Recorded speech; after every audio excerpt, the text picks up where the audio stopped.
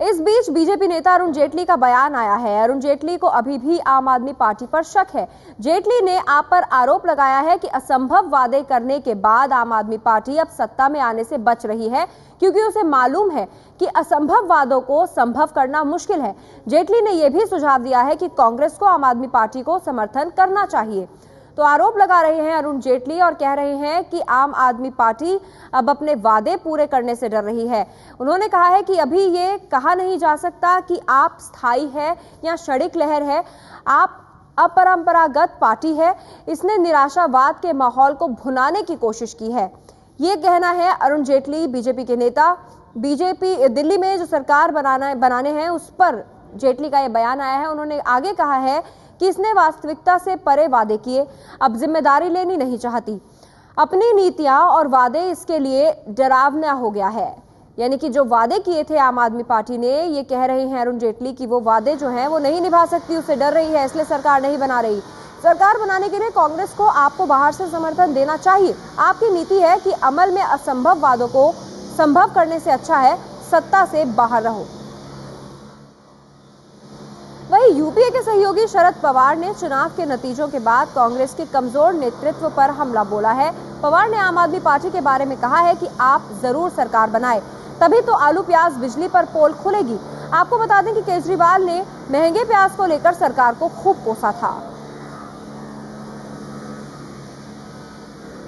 ये हम आपको दिखाएंगे आगे, लेकिन इस वक्त हमारे साथ जुड़ गए हैं कुमार विश्वास। अरुण जेटली ने जो कहा है कुमार विश्वास कि आप इसलिए सरकार नहीं बना रही है क्योंकि जो वादे आप लोगों ने किए हैं वो वादे आपको उनको पूरा करना होगा, इससे आप डर रहे हैं, क्या कहेंगे? देखिए, मुझे लगता है कि अरुण जेटली बहुत पुराने लीडर हैं और उनको संवैधानिक मर्यादाओं का ज्ञान है।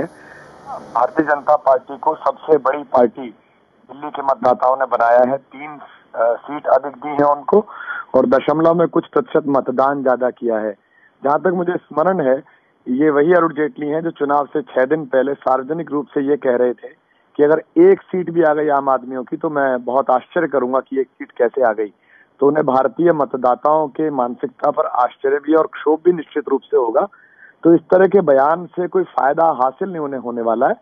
वो चाहें तो अपनी सरकार बनाएं और जिस तरह एक जमाने में सुखराम के खिलाफ संसद में प्रदर्शन करके और हिमाचल प्रदेश में सरकार बना लेने की जो कवायद उन्होंने की है, एक जमाने में लोकतांत्रिक कांग्रेस के साथ सरकार वो बना चुके हैं, वो पुराने एक्सपर्ट हैं इस काम के। तो मुझे लगता है अपनी पुरानी जो पारंगतता है उसको बाहर निकालें और सरकार बनाएं।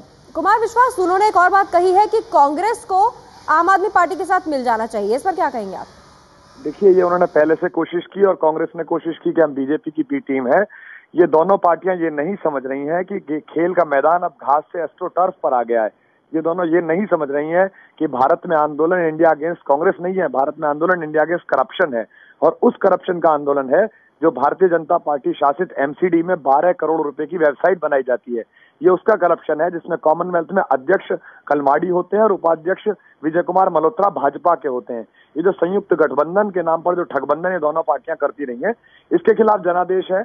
और अरुण जेटली साहब को मैं बहुत आदर के साथ दुष्यंत कुमार का ये शेर समर्पित करता हूं कि तुम्हारे पांव के नीचे कोई जमीन नहीं, गजब तो यह है कि फिर भी तुम्हें यकीन नहीं। और मैं उन्हें सादर आमंत्रित करता हूं कि वे इन्हीं वादों और दिल्ली की मानसिकता परखने के लिए दिल्ली की किसी भी सीट से लोकसभा का चुनाव लड़ें। हम भी अपना प्रत्याशी तुरंत ही घोषित